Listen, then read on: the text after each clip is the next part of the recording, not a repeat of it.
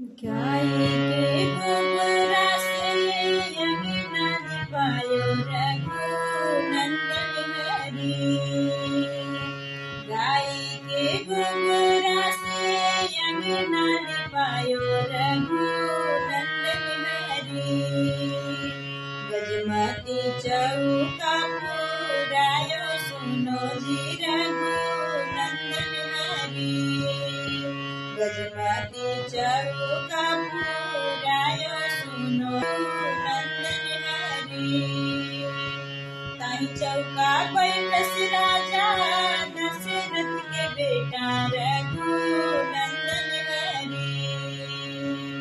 ताई चौका बैठस राजा दशरथ के बेटा रघुनंदन हरी। मोतिया नया चूरी भरायो सुनो जी रघुनंदन हरी। मोतिया नया चूरी भरायो सुनो जी रघुनंदन हरी।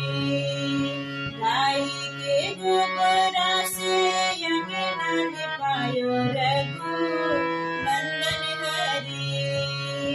गजमती चौका पुरायो सुनो।